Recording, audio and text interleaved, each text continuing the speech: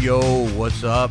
Billy C here, and it's our weekly Talkin' Boxing with Billy C YouTube report. We do it every week. Listen, I only got 10 minutes, so there's a lot to talk about. First thing I'm going to talk about is the big fight. They're calling it a classic yesterday. We got to watch it on HBO. Marcos Maidana beat Victor Ortiz. Everybody thought Victor Ortiz, including myself, was going to be the next, great fighter. Listen, if you missed the fight, try and check it out. The bottom line is this. Victor Ortiz quit, man. I mean, we had knockdowns. Both guys went knockdown. I mean, the first knockdown was Victor Ortiz knocked down Maidana. Maidana got back up, knocked down Ortiz. It was like, oh, man, this is going to be a great fight. It was a great fight until Victor Ortiz decided that he didn't want to fight anymore. And the worst part about it is, you got to watch the fight, and you tell me if he quit. He did get a cut. He sustained a cut. It was by his eye. I've seen a lot worse, but in any event, hey, I'm not questioning the manliness of anybody that steps in the ring, regardless of their level. But he quit. Okay. The worst part about it was listening to him after the fight. And he's going. Max Kellerman's asking him, "Hey, here, what do you think? This is what you look like, blah blah blah." And he's going, "Oh wow, man, oh yeah, you know what I was thinking? Like I was doing this. I was like, who am I listening to? Tommy Chong? I mean, this guy sounded like totally bad. The worst part about the post-fight interview was they said, well, where are you going to go from here? And he says, well, to be honest with you, I'm going to rethink this whole thing because nobody should take a beating like that. Yeah, nobody that's like maybe a banker or a lawyer, but a boxer, they take beatings like that. So Victor Ortiz, very disappointed. You know what? Got to give credit where credit's due. He did give credit where credit's due. Marcos Maidana, what a warrior. Contrary to Victor Ortiz, this is a guy that turned around and, the guy was phenomenal. He would not, he willed himself to win. And which made the difference in the fight, in my opinion. Not to mention he knocked him out. So and quite frankly, it was a TKO. When he turned his back, usually when a fighter turns his back, it's over. And when they had the doctor look at it, he whispered something in the doctor's ear. They waved it off. He didn't want to fight. I don't care what anybody says. I'm sure we're going to hear about it. I'm going to talk about it more tomorrow on the show. Make sure you check it out, www.talkinboxing.com, or go to podbean.com and subscribe. Another big fight yesterday.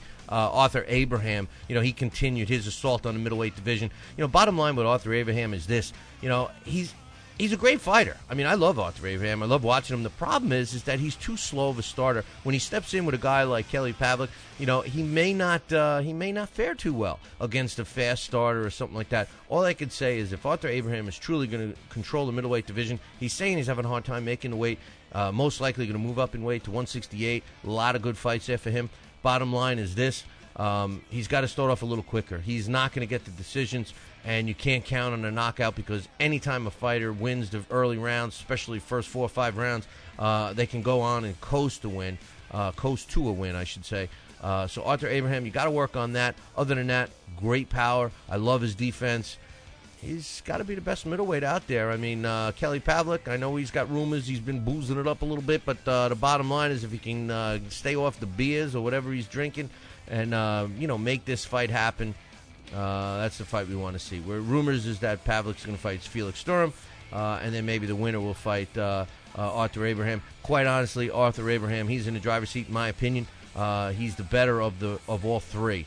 But he's not going to wait around, man. He's got a lot of fights against Carl. He's in the super middleweight division. A lot of good fights for him. Carl Froch has been talked about. Lucien Butte is another name. Even the guy who can't go to full fight in Jermaine Taylor. So a lot of options for Arthur Abraham. Another guy, Juan Manuel Lopez. This is the real deal. This is what we thought Victor Ortiz would be. Here's a guy that fought Oliver Lanchi and did what he was supposed to do. Stops him in the 9th round. Congratulations to Juan Manuel Lopez. Junior featherweight division, man. There's not many better fighters than him. In some other action, we had super featherweight champ Jorge Linares retained his belt with an 8th round knockout over Josephat Perez. Was not a shocking victory, but in any event, on Friday Night Fights. Daniel Jacobs, he's the newest, new thing that everybody's looking at. Good fighter. I like him. He beat up a 35-year-old veteran in George Walton. He's calling out Peter Manfredo Jr. now, so we'll have to see how that fares. I don't know if he's ready for Peter, but we'll see. One thing on that card, it was kind of a boring card, but one thing I liked about it, it showed a lot of young fighters, which I like to see, especially on Friday Night Fights or shows like that. Deontay Wilder increased his knockout to 6. He also has 6 wins. He's 6-0 with 6 knockouts, but he hasn't fought anybody yet. In my opinion, he's a little too small for the heavyweight division. He's tall, but he's not big enough. We'll see. In a big fight Friday, Stevie Molitor fought Humberto Ruiz in a great fight. I talked to our Canadian correspondent last night, John Robbins. I asked him because a lot of the reports said the fight was very close, and John said no, it was not. The one referee, he can't understand. I mean, I'm sorry. The one judge, he couldn't understand why the one judge scored at 116-112 in favor of Ruiz. He said the Canadian kid, Steve Molitor, dominated that fight. One other fight I want to mention is Freza Cuendo. Finally got in the ring. Somebody finally fought him. Mark Oaktree Brown only went 3 rounds with him. So that pretty much gives you a quick roundup of what's going on. Something I wanted to mention, Sugar Shane Mosley, he's desperately trying to get a fight with Manny Pacquiao.